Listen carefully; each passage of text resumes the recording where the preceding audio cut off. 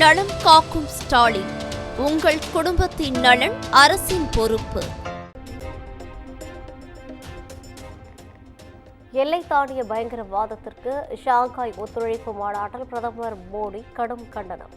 பயங்கரவாதிகளுக்கு எதிரான நடவடிக்கையில் இரட்டை நிலைப்பாடு கூடாது என்றும் பேச்சு.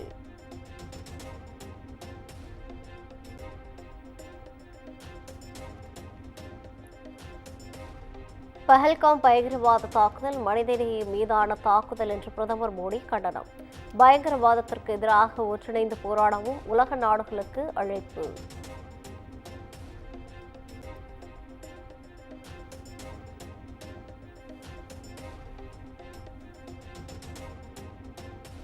ஷாங்காய் ஒத்துழைப்பு உச்சி மாநாட்டில் ரஷ்ய அதிபர் புதினுடன் பிரதமர் மோடி சந்திப்பு. சீன அதிபர் ஜி ஜின்பிங் உள்ளிட்ட உலக தலைவர்களுடன் அளவலாவினார்.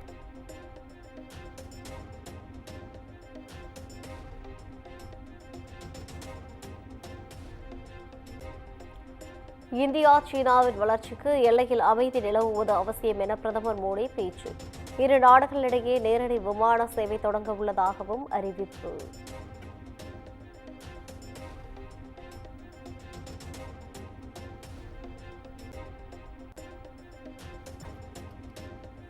டிராகனும் யானையும் இணைந்திருப்பது அவசியம். பிரதமர் மோடி உடனான சீன அதிபர் ஜி ஜின்பிங்கின் பேச்சு.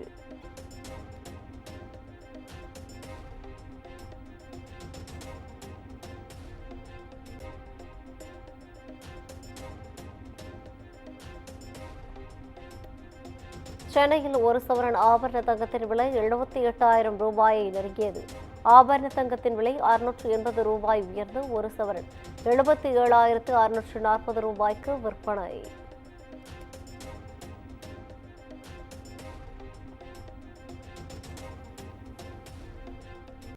செப்டம்பர் மாதத்தில் நாடு முழுவதும் இயல்பை விட கூடுதலாக மழை பெய்ய வாய்ப்பு. வெள்ளப்பெருக்கு, நிலச்சரிவு ஏற்பட அபாயம் உள்ளதாக இந்திய வானிலை ஆய்வு மையம் எச்சரிக்கை.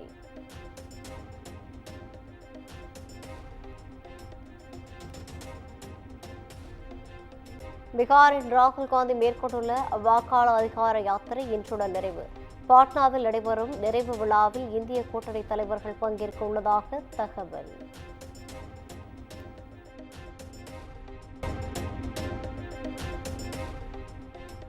ஜெர்மனியில் நடைபெற்ற மாபெரும் தமிழ் கனவு நிகழ்ச்சியில் முதலமைச்சர் மு.க.ஸ்டாலின் பங்கேற்பு. தமிழ்நாட்டில் முதலீடு செய்ய ஜெர்மனி வாழ் தமிழர்களுக்கு அழைப்பு.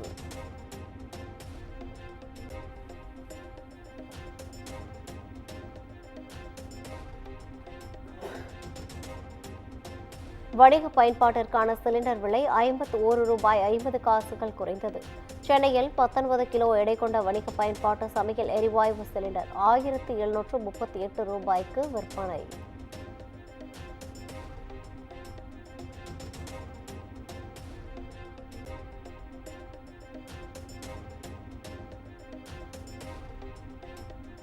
தமிழ்நாட்டில் 38 சுங்கச்சாவடிகளில் கட்டண உயர்வு அமலுக்கு வந்தது. ஒருமுறை பயணிக்கும் கட்டணம் 5 ரூபாயிலிருந்து 45 ரூபாய் வரை அதிகரிப்பு.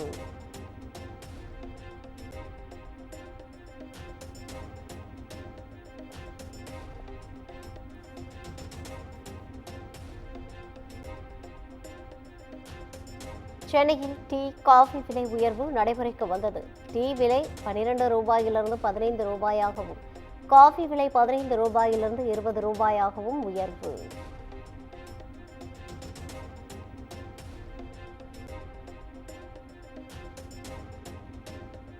சென்னை திருவல்லிக்கேணியில் அனுமதிக்கப்படாத இடத்தில் விநாயகர் சிலையை எடுத்து சென்ற விவகாரம்.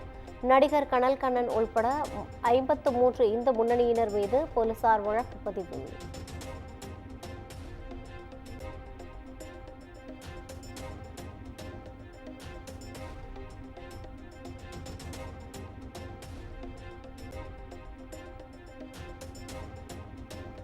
கோவை கேரள எல்லையில் நடைபெற்ற வாகன சோதனையில் 22 லட்சம் ரூபாய் பறிமுதல். உரிய ஆவணங்களின்றி பணத்தை எடுத்துச் சென்ற நகைக்கடை உரிமையாளரை பிடித்து போலீசார் விசாரணை.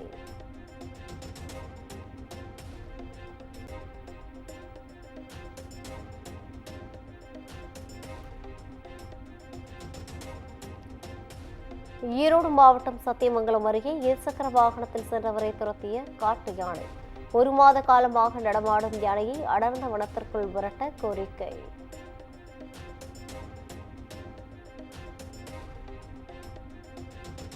சென்னையில் பிரதிஷ்டை செய்யப்பட்ட 1500க்கும் மேற்பட்ட விநாயகர் சிலைகள் கரைப்பு.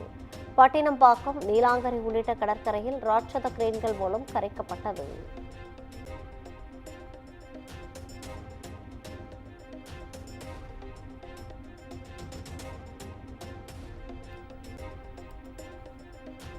எடப்பாடி பழனிசாமியின் பிரச்சார கூட்டங்களுக்கு காசு கொடுத்துதான் ஆட்கள் அழைத்து வரப்படுகிறார்கள்.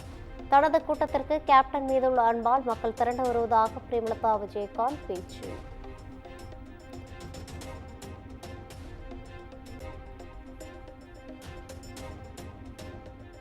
அமெரிக்காவின் 50% வரி விதிப்பால் தமிழக ஏற்றுமதியாளர்கள் பாதிக்கப்படும் நிலை ஏற்பட்டுள்ளது. மத்திய மாநில அரசுகள் போர்க்கால அடிப்படையில் நடவடிக்கை எடுக்க வேண்டும் என தவிக தலைவர் விஜய் அறிவுறுத்தல்.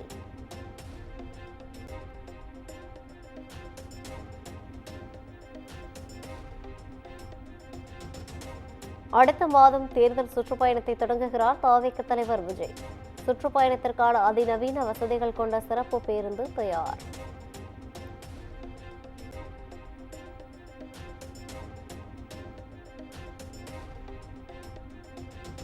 நந்தன் கால்வாய் திட்டத்தை ஆட்சியாளர்கள் செயல்படுத்தாமல் இருப்பது வேதனை அளிக்கிறது. நீர்நிலைகளை பாதுகாக்கும் மனம் ஆட்சியாளர்களிடம் இல்லை என அன்புமணி குற்றச்சாட்டு.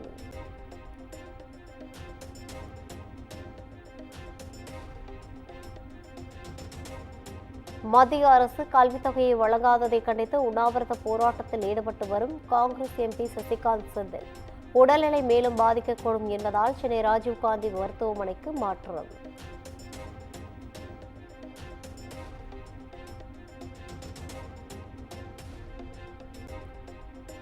ஆந்திராவில் விநாயகர் சிலை ஊர்வலத்தின் போது கார் மோதியதில் 2 பேர் உயிரிழப்பு. விபத்தில் படுகாயமடைந்த 4 பேர் மருத்துவமனையில் அனுமதி.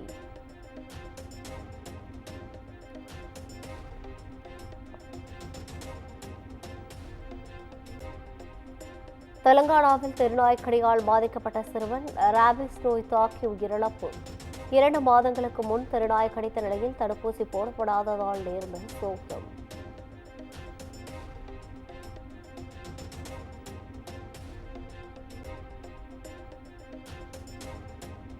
ஜம்மு காஷ்மீரின் சலால் அணையிலிருந்து தண்ணீர் திறப்பு. ஜனாப் நதியில் தண்ணீர் கரை புரண்டு ஓடுவதால் பாகிஸ்தானுக்கு வெள்ள அபாய எச்சரிக்கை.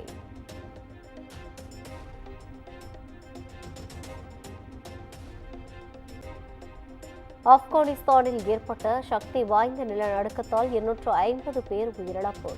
500க்கும் மேற்பட்டோர் காயமடைந்த நிலையில் உயிரிழப்பு எண்ணிக்கை அதிகரிக்கும் அபாயம். நலம் காக்கும் ஸ்டாலின். உங்கள் குடும்பத்தின் நலன் அரசின் பொறுப்பு.